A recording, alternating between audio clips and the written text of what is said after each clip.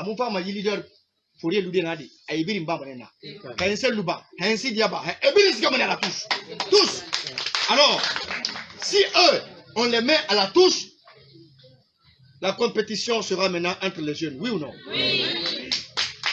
Si la compétition maintenant se joue entre les jeunes, ça va se jouer entre un artiste et les autres, oui ou non? Oui.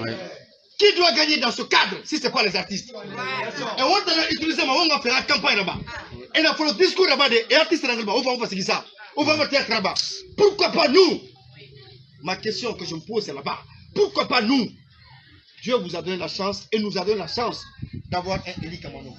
Donc, on a emblé son Moreda à le coton dans 2 ans, dans 3 ans. Il va falloir un artiste et président à la République de Guinée. Merci beaucoup.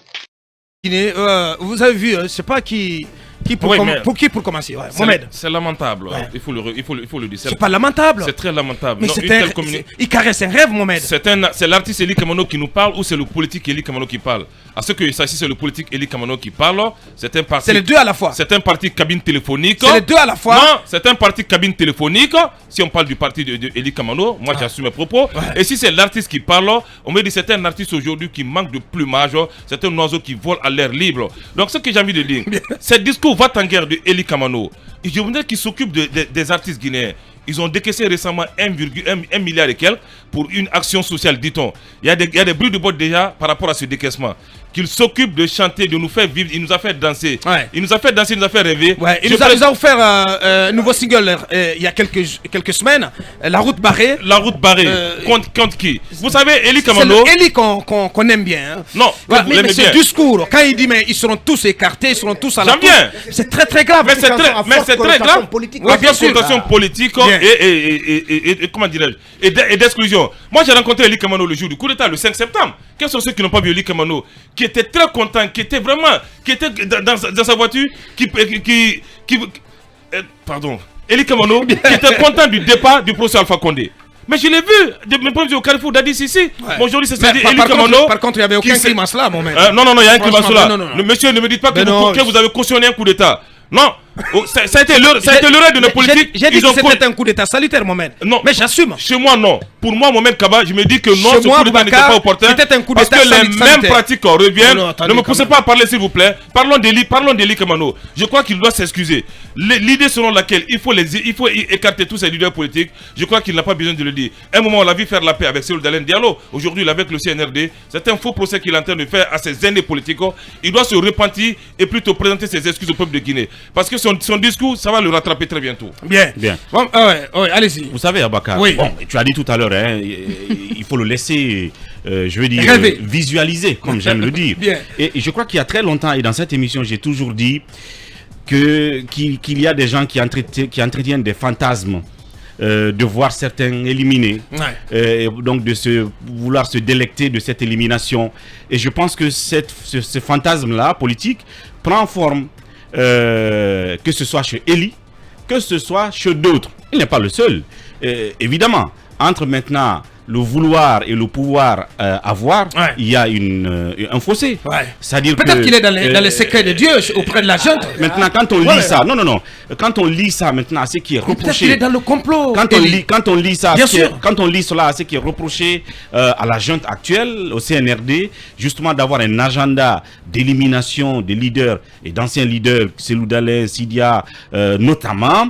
Et ben ça se rencontre, je veux dire. Donc on a l'impression que effectivement il est dans l'agenda qui est donc entretenu par le CNRD, ce qui ne fait pas bonne presse justement pour le CNRD. Donc il y a lieu justement de se désolidariser de ce genre de démarche une fois encore, parce que si on écoute l'audio, si on va jusqu'au bout, c'est comme si on disait, peut-être que je comprends pas trop Soussou, comme quoi quelque part il y a cet agenda et eux ils feront. Quand je parle d'eux, c'est-à-dire ceux qui sont au pouvoir, feront tout pour les enlever, pour les écarter de notre chemin. Et nous, on va pouvoir avoir le boulevard ouvert et atteindre notre objectif. Mais je termine en disant que ce n'est que fantasme. Aboubacar, Ce genre de fantasme-là, on l'a entretenu sous le CNDD. Mais qui en était la cible? C'était Alpha Condé.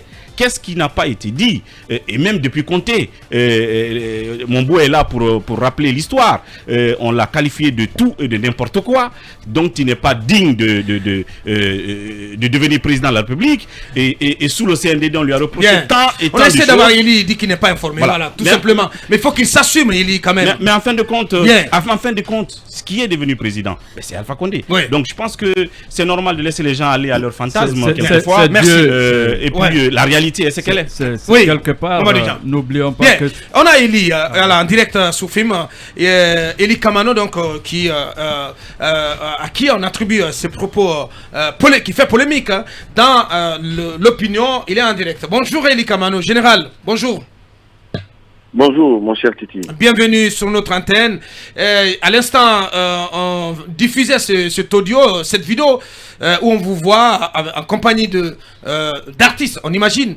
Mais ce qui fait polémique, Eli, c'est quand vous dites ils seront tous à la touche. De qui vous tenez cette information? De personne. Donc vous assumez ces propos. Qu'est-ce que vous voulez dire concrètement, Eli? Pareil, écarté. Ce que je veux dire, c'est ce que j'ai toujours tenu comme propos lorsque j'ai lancé le débat sur le rajeunissement de la classe politique. Excusez-moi, je viens de me réveiller, je n'ai même pas fait ma toilette, mais on m'insiste qu'il faut que je passe par Film FM. Et ces propos, je les ai tenus lors des concertations. Je les ai tenus lorsque le président avait reçu toutes les entités au palais Mohamed V. Et lors de mon intervention, quand je disais, il y a certains parmi nous qui veulent qu'on fasse comme dans Fast and Furious, qu'on aille vite, mais prenez le temps et posez les fondamentaux afin que même le diable, comme l'a dit Rawlings au Ghana, ne puisse déranger les institutions de la Guinée dans le futur. Donc, qu'on prenne ces propos parce que c'est en sous-sous. Je les ai tenus. Quand j'ai dit... En souci en français, Mamadi Doumbouya, Afa Mané. Non, Mamadi Doumbouya n'est Afa Mané. C'est différent. J'ai fait une vidéo hier où j'ai explicité très bien la vidéo et je reviens là-dessus. C'est des propos qui viennent de moi parce que c'est ce que je souhaiterais qu'on mette... Donc vous êtes pour le dégagisme politique. Je suis pour le dégagisme, pas parce que je veux être président. Si demain je vois un jeune... Si demain je vois un jeune qui veut ou qui fait, même pas à l'unanimité, mais au moins la majorité, par rapport justement à l'ethnostratégie, au repli identitaire qui est en train de gagner du terrain dans notre pays, honnêtement et sincèrement, qu'il soit Peul, Malinké, Soussou ou d'une autre ethnie, mais s'il fait, s'il fait la majorité, je serai là, je l'accompagne. Non, si tu permets, on aimerait savoir, pour l'opinion, pourquoi à ton avis, Eli, pourquoi devrait-on tous les dégager? Pourquoi? Et au nom de quoi? Parce que, attention, parce qu'il y a profondément un problème, je l'ai dit, communautaire dans ce pays. Même si on a peur de toucher à ce sujet sensible dans les médias, mais ayons le courage d'en parler. Parce que nous sommes Guinéens. Si on ne pose pas les problèmes, on ne pourra pas les résoudre. Je pense que depuis 2010, les politiciens jouent à ce jeu. Ils sont en train de tirer le bras de leur côté par rapport à la communauté. Ils jouent avec cette carte, pendant que cette carte a détruit des vies. Mais qui ne vient pas d'une communauté, Eli? Qui ne vient pas d'une communauté? Et justement, les dégager amplifierait cela. Eli, j'ai une question. Je n'ai pas dit le contraire. Okay. Mais venir d'une communauté ne veut pas dire qu'il faut créer des groupes ethniques et les appeler partis politiques. Oui, alors Eli, j'ai une question à vous poser. Évidemment, la culture politique en Guinée, comme on l'a dit, et les sectaires, communautaires et tout le reste. Maintenant, le défi, c'est de lutter contre cela. Quand vous dites qu'il faut les dégager, il s'agit de qui? Deuxièmement, par quels moyens il faut les dégager? Est-ce qu'il faut tout simplement indexer des têtes et leur bloquer le chemin? Ou est-ce qu'il faut laisser libre cours à la concurrence politique? Maintenant, aux uns aux autres, de sensibiliser les potentiels, si vous voulez, électeurs sur ce fait-là, pour qu'eux-mêmes fassent leur choix s'ils estiment que tel entretient justement la culture comment on va dire, communautaire en politique, et donc je ne voterai pas pour lui, au lieu d'entretenir un programme qui consisterait à cibler les gens ou les candidats, des potentiels candidats, et les sortir par exemple de la course. Quel est le modus que toi tu voudrais qu'on mette en place? Parce que quand tu parles d'élimination, faut-il trouver une voie, une voie d'écartement ou de dégagisme? Ouais, pour une minute. Vous savez, je vais vous dire rapidement, je vais vous donner un exemple d'un opposant, Jean-Marc Iliano. Lorsqu'il s'est engagé en politique, il est allé voir mes parents, nos parents à Guéguédou. Il leur a dit, écoutez, vous voyez tous les leaders politiques, ils sont en train de suivre, d'aider leurs parents. Alors venez avec moi, aidez-moi. Nos parents l'ont cru. Ils sont venus avec lui, il a été ministre de l'Agriculture. Tout le monde le sait. Lorsqu'il a divorcé avec Alpha, il est allé avec Cellou. Il est reparti voir mes parents. Il leur a dit, écoutez, Alpha, il n'est pas bon. Venez avec moi, je suis maintenant avec Cellou. Là-bas, à Guéguédou, il y a eu des crises entre les forestiers, les Kissiens et les Malinqués à cause justement de ce phénomène qu'on appelle l'ethnostratégie. Et il y a eu des morts, il y a eu des cas de violence. Parce que maintenant, les Peuls et les Kissis se sont mis ensemble à cause du rapprochement de Jean-Marc et Cellou pour combattre les Malinqués à Guéguédou. Voilà des choses que je dénonce. Parce que la population guinéenne est à 65% analphabète. Lorsque Elie Kamano se lève aujourd'hui, ou bien Paulou X, qui vient de Zéro-Corée, il se lève, qui vient de Bokeh, je crée un parti politique. Les premières personnes tout de suite qui se constituent ces militants, c'est sa communauté. Et ces gens dont je parle, cette vieille classe politique n'a jamais été la solution. Comment ça, vieille classe politique, Léli? En quoi elle est vieille classe politique? Bien, ce que nous allons faire, Eliba, on va essayer de reprendre. On va continuer cette interview avec vous plus tard, parce que la radio c'est l'heure, nous marquons la pause pour nos conseils achats. On revient pour aller continuer ce débat avec Eli. À venir également, notre débat sur Guinée Games, dont la direction se fait voir et qui explique comment Guinée Games est en lien de contrat, en tout cas des engagements contractuels clairs et nets avec la Lonagui. On en parle dans la deuxième partie et on parlera aussi de la sainte pagaille autour du Hajj. À venir également ce scandale au niveau du génie rural où près de 13 milliards de francs guinéens ont été décaissés à l'insu totalement du principal ordonnateur des dépenses au ministère de l'Agriculture et de l'Élevage, le ministre Mamoudou Nanyale Mbari. Et le grand focus sur le dialogue avec plusieurs acteurs qui vont s'exprimer sur notre antenne. On revient dans quelques minutes. Précisons. Non, salut Sam qui a également réagi au message de Elie Kamano. Bien. Et il dit, dites à Elie de ne jamais rater l'occasion de se taire, son melon en flamme. Et là, franchement. Bien. Est-ce qu'il est là, Elie? Voilà, Elie est en ligne. Je pense que voilà, il n'a pas sa langue dans sa poche. Il va certainement répondre. Elie, ouais, de retour. Rebonjour, Elie. Bonjour à vous. Bien. Vous avez certainement suivi les réactions des internautes et de certains acteurs politiques. Et là, ils ne font pas du tout des cadeaux, Elie. Non, mais écoutez, vous donnez la parole à n'importe qui dans ce pays qui ont l'occasion, des gens qui ont l'occasion de nous dire, nous, de nous taire. D'accord. C'est ça aussi les avantages de la démocratie. Mais je reviens sur la question de cette vieille classe politique. Et si vous remarquez, toutes les personnes qui ont intervenu ici, c'est des jeunes qui se font manipuler, qui se font téléguider par cette vieille classe politique. Il y a une effet causal qu'on oublie. C'est-à-dire que ceux qui ont fait la promotion du foudéisme, de Lansana Conté aujourd'hui, au temps d'Alpha, ont combattu le troisième mandat. Mais lorsqu'ils ont été radiés du FNDC, ils sont allés aux élections, ils ont reconnu l'arbitre qui était là, ils ont été battus et après, ils ont tout fait pour démontrer aux Guinéens qu'ils ont été, qu'ils ont été trichés aux élections. D'accord. Le CNRD arrive, on les applaudit. Tout le monde les applaudit. Et aujourd'hui, c'est le CNRD qui est dans leur viseur, qui sont en train de combattre. En même temps, les personnes qui veulent protéger, qui veulent soutenir cette transition afin qu'elle se passe bien, afin que le délai annoncé par la junte soit respecté. Mais je pense que c'est la moindre des choses. Quel délai? Le délai de 3 ans? Bien sûr. Donc vous y êtes favorable, Elie? Je suis favorable, pas aujourd'hui.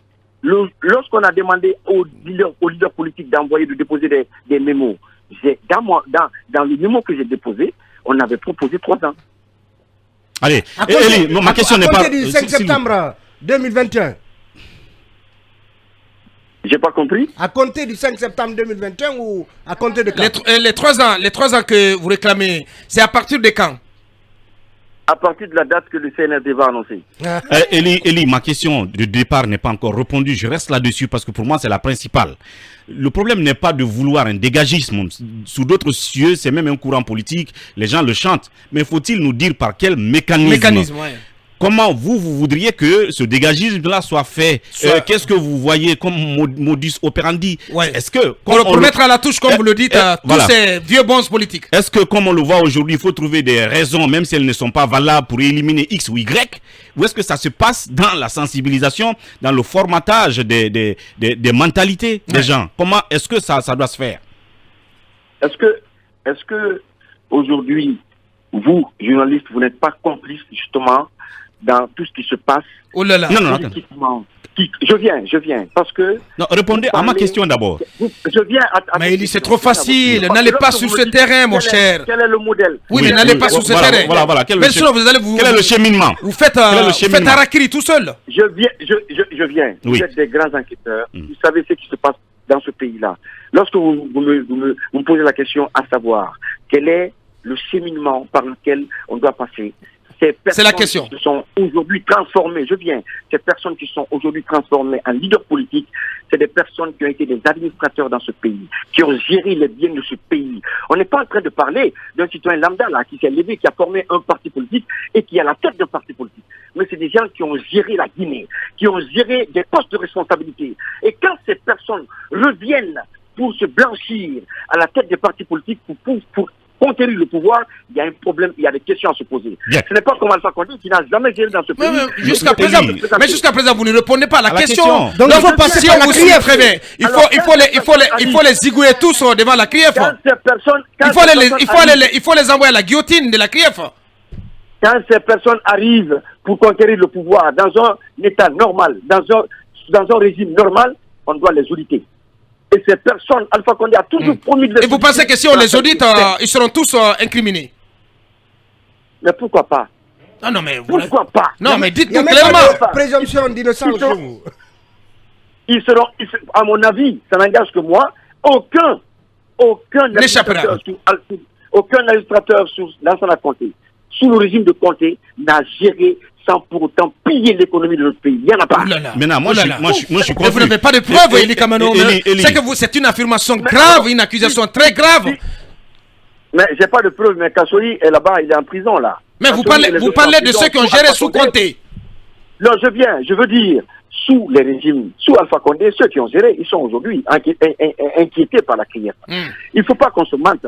Je veux aujourd'hui vous faire comprendre que ma façon de faire de la politique, je suis venu en politique parce que justement, je ne peux pas accepter que ces personnes qui se contredisent depuis le temps de Conté, en fonction de leur intérêt. Quand je me rappelle, en 2007, la maison du leader de l'UFDG a été brûlée parce que tout simplement, c'est eux qui étaient en train de faire la promotion du coudéisme. Et que ces mêmes personnes viennent aujourd'hui pour parler de démocratie. Mais c'est parce que les personnes jeunes qui suivent ces leaders ne savent même pas qu'au sein de leur formation politique, on doit d'abord commencer l'alternance démocratique. Le nettoyage. Je suis toujours, moi je suis toujours perdu. On va clôturer cette interview. Je suis toujours perdu parce que si on regarde dans le rétroviseur, si on regarde dans le rétroviseur, j'ai vu Eli Kamano se faire embarquer ici vers la tannerie, à l'époque qui s'alliait à ces messieurs-là pour une soi-disant démocratie, et ils étaient encore présidents de leur parti politique. Donc, je ne comprends pas pourquoi vous ne les avez pas dénoncés à l'époque. Je t'apprends qu'à la tannerie, c'était le 17 juillet 2017. C'est une manifestation que j'ai initiée pour lutter contre les promoteurs du troisième mandat. C'était à l'époque où personne n'avait encore parlé ouvertement du troisième mandat. Bien. Parce que il y avait des velléités et j'ai entendu des personnes, pas les moindres, au sein du RPG parler du troisième mandat, demandant au président Alpha de faire le troisième mandat. C'est ce qui m'a amené à faire cette manifestation à la tannerie. Et on m'a arrêté, on m'a envoyé justement à la DPJ. Maintenant, je ne me suis pas... Dernière question. Il faut qu'on clôture. Il faut donner un nom à ceux qui doivent donc être éliminés. On n'a pas leur nom. Qui est-ce que Eli vise? C'est ça la dernière question. Vous visez qui exactement? Écoutez. Ou bien c'est eux tous sans discernement? la vieille classe politique est composée de toutes ces personnes, de tous ces ministres qui ont géré de Conté à Alpha. Bien. Donc pour moi, ils n'ont jamais été la solution à notre problème. Il est temps qu'on les mette de côté et qu'on rêve d'une autre Guinée. Bien. Eli Kamano soutient déguisé ou assumé de la junte? J'ai pas compris. Est-ce que vous êtes un soutien déguisé ou assumé de la junte? Mais Aboubakar. Non, c'est une question. Quand je soutiens quelque chose, je ne m'en cache pas. Oui. Et quand j'entends les gens dire que Alpha Condé m'a traîné ici dans la bourse, ça me fait rire. Parce que moi, quand je soutiens, Alpha ne peut pas avoir besoin d'un homme avec l'aura que j'ai dans ce pays. Ouais. Mais dites-nous simplement, Eli, est-ce que vous êtes un soutien affiché, assumé du CNRD? Oui. Je vais apporter un éclaircissement. Oui. Je soutiens de façon inconditionnelle le CNRD. Et le titre, la route est barrée, c'est en guise de soutien au CNRD. Je viens. La route est barrée à ces vieux leaders politiques. Laissez le temps. Ne guidez pas les gens comme si on était dans un procès. Laissez le temps à vos invités de s'exprimer. Parce que vous avez un auditoire quand même, vous avez des gens qui vous écoutent. Allez-y. Quand je dis que je soutiens de façon inconditionnelle le CNRD, et le morceau La route est barrée est une inspiration qui vient de Eli Kamano, parce que ce n'est pas la première fois dans mon registre de faire de telles chansons. Je l'ai toujours fait il y a plus de 20 ans. Maintenant, lorsque ceux qui disent que je soutenais Alpha Condé le disent, c'est de la bêtise intellectuelle, parce que quand je soutiens quelqu'un, je le fais ouvertement. Bien. Je soutiendrai le CNRD pour une seule raison. Oui. Une seule et simple raison. Laquelle? Parce que je veux que la transition se fasse de façon apaisée et qu'on aille aux élections. Mais ça ne peut pas se passer de façon apaisée avec un tel discours. Lequel? Celui que vous prenez, le dégagisme de... Est-ce que je suis le CNRD? Est-ce que je suis porte-parole du CNRD? Vous êtes de ce pays. Vous n'êtes pas le CNRD, mais vous êtes avec le CNRD. Mes propositions ou ma volonté que j'ai qui m'anime est complètement différente de la démarche du CNRD. Ne faites pas d'extrapolation. Bien. Ce que je dis n'engage que moi. Bien. On va prendre les dernières questions parce que là, on est pris par le temps là. Voilà, Mohamed et Akouma. Voilà, il est très rapidement, lorsque le procureur général Charles Watt affirme que le FNDC n'a aucune existence juridique, est-ce que c'est votre avis? Bon, juridiquement, je me rappelle que lorsque il était question de faire le FNDC, on avait dit qu'on n'avait pas besoin de papiers, de documents et tout, juridiquement. Que pensez-vous de l'affirmation de Charles Wright? Ben, il a raison. Juridiquement, il a raison. Le FNDC ne doit pas exister. Par conséquent, il faut rayer le FNDC de la carte.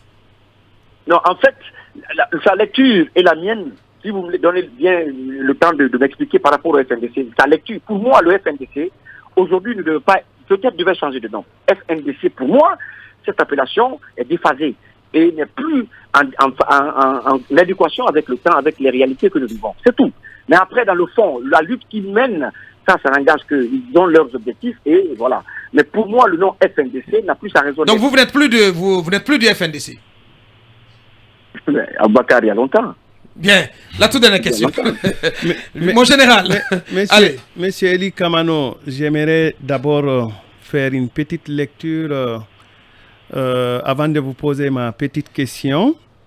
J'aimerais vous lire sur 4 extrémités: la parole, la représentation, la pensée et l'action. Ce sont les 4 extrémités que j'utiliserai avant de vous poser ma question. La parole, on vous a entendu, vous répétez ce qui n'intéresse pratiquement personne, en tout cas des personnes qui sont comme moi.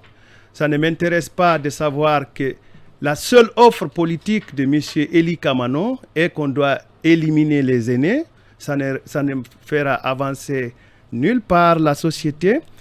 Et là, sur la pensée, j'ai l'impression que M. Eli Kamano a une âme perturbée et qui fait qu'il pense toujours mal et qu'il ne souhaite que le malheur pour les autres.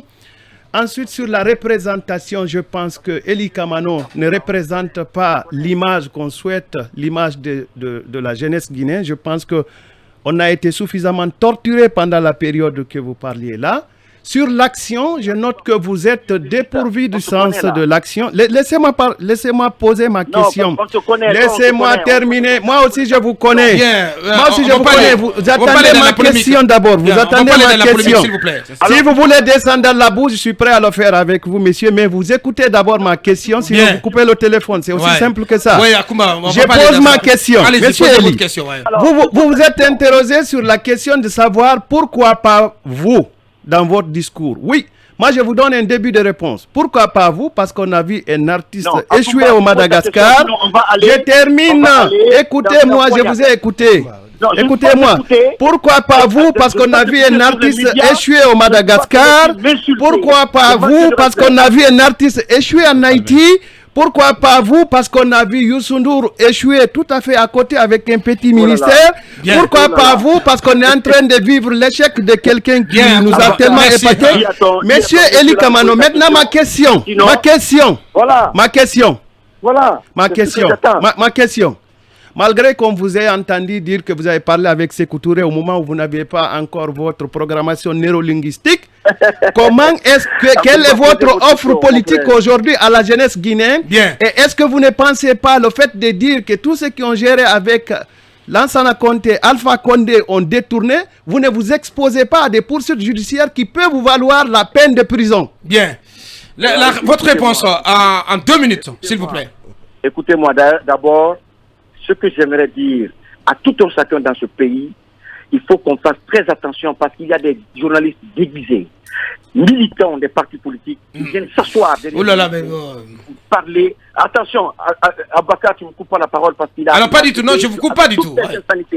Il a prononcé toutes les insanités, il a traité mon âme de perturbée, vous n'avez rien dit. Donc laissez-moi parler à ce monsieur.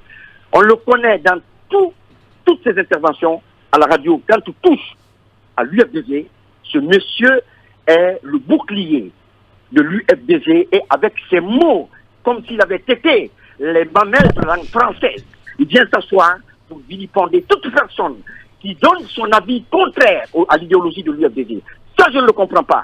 Les personnes qui défendent la démocratie n'acceptent même pas les valeurs cardinales de la démocratie qui dit que... Supposons que vous avez vos minutes. Que démocratie... Je m'en compte.